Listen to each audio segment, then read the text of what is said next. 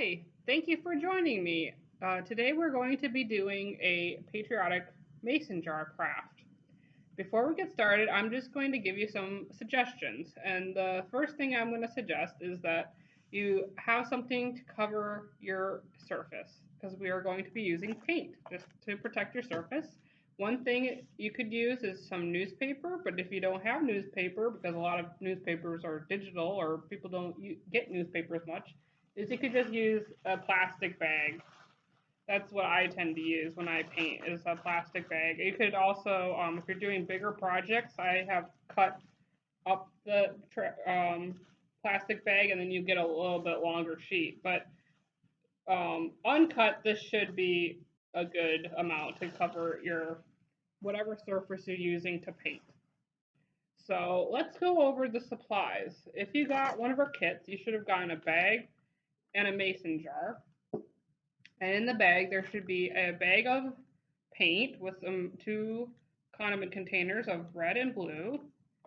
And then in the bag, there should be a brush, a bag of tape. There's at least, this is painter's tape, and it has 4 rolls. You'll be using that. And then last, I threw in some star stickers. I'll show you those in a second. So I got some of these big sticker or star stickers. This will actually be used as kind of a mask. So we won't actually be the stickers won't actually stay on there, but we're going to use it to create let's see, one of the print on here of the stars. So, and then there's also these little stars for the smaller stars around the edges, like that. So, let me think if there's anything else to talk about. I don't think so. I think we can get into it. So I'm just going to move my supplies to the side. I pre-measured out my tape, and I'm going to use not this brush. I'm going to use my own because this is just from a kit. So the next thing I'm going to do is put my tape on my jar. And how I decide how to do this is I usually will line the tape up with um the first one I'll put along the edge of the um ball where it says ball on the side. I'll line it up with that. That's how I'll kind of eyeball it to make sure it's straight and give enough room. So I'm going to put the tape on and I'll show you when I get done how that looks like. And I use the lines on the jar to kind of see if it's going on evenly, and if it's not, I'll just kind of adjust it and kind of force the tape to do what I want it to do so that it looks, the line is fairly even. I'm not too picky about it being completely perfect, but you want it to be even, or the lines in between to be somewhat even, and um, that's how I do it. I just kind of eyeball it. So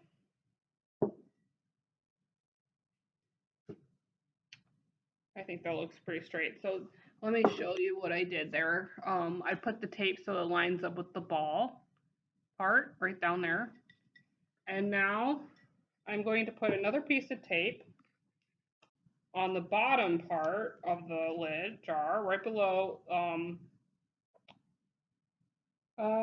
I'm thinking about the jars you have. Some of you guys have wide mouth jars and some have a narrow mouth. So it's just right at the bottom if you don't have the wide mouth jar. I think most people have the wide mouth one though. So I'm just going to wrap it around the bottom, and this is going to keep the white showing at the bottom of the jar. So, and that's the second one. So it's just a little bit below, like an inch or two, not inch. It's actually like, I think maybe a half an inch or a little bit more than a quarter of an inch below the wide mouth. And then I'm going to take my third piece of tape, and this one I'm just going to kind of eyeball again. I'm going to just eyeball it and see if my my stripes look even in size, but it's pretty much right below the ball sign. So And now I'm going to wrap that around the jar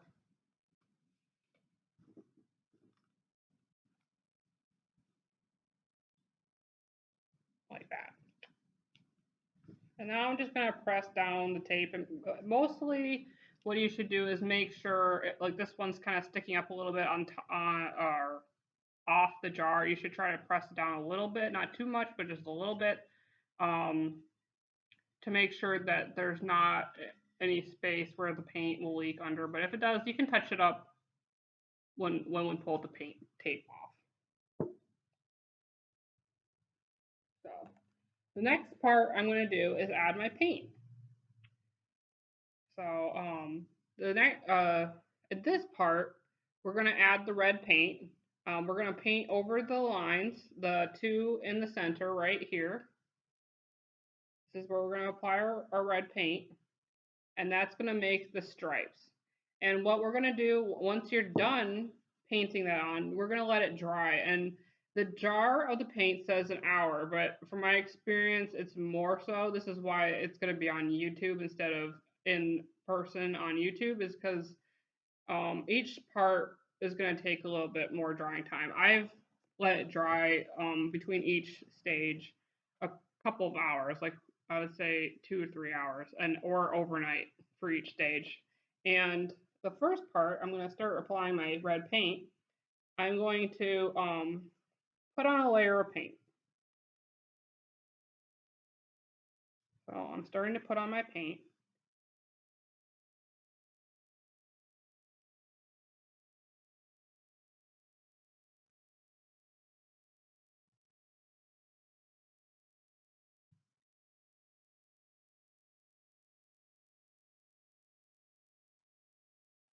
The trick to There's a couple things to note about painting on glass. The first thing is that you have to have the right kind of paint, which I learned the hard way of finding out that I had the wrong kind of paint.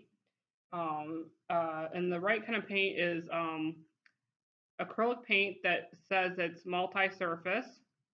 Or with this jar, I pre-painted them with white spray paint. I also got the spray paint that's the 2-in-1 that has the primer on that.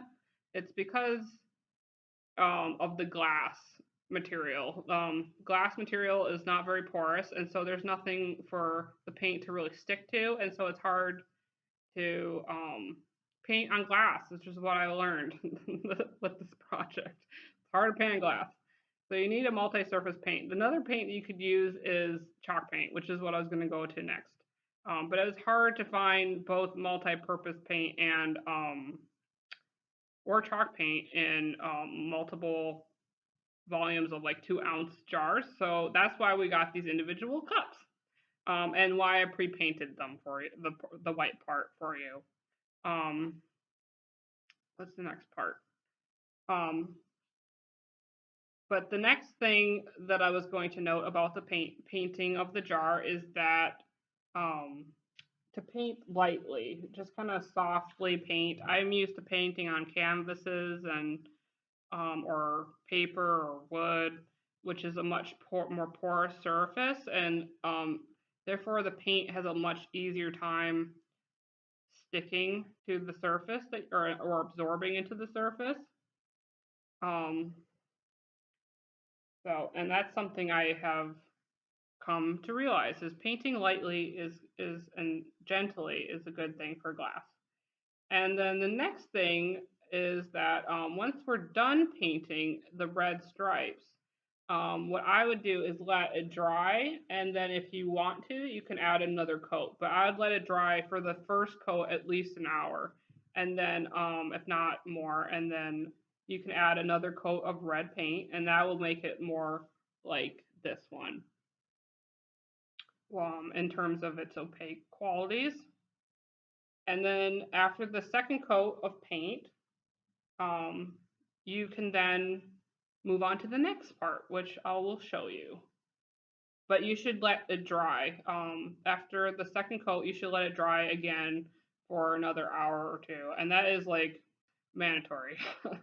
um, if you want the paint to stay on there, and and not peel off. So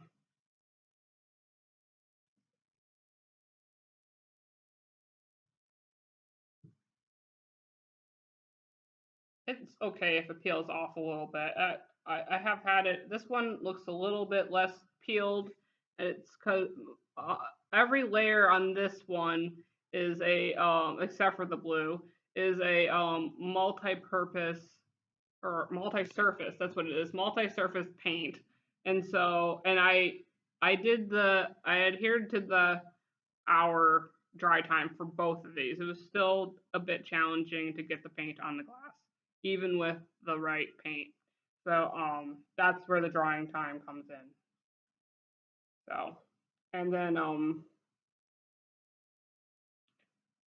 yeah, so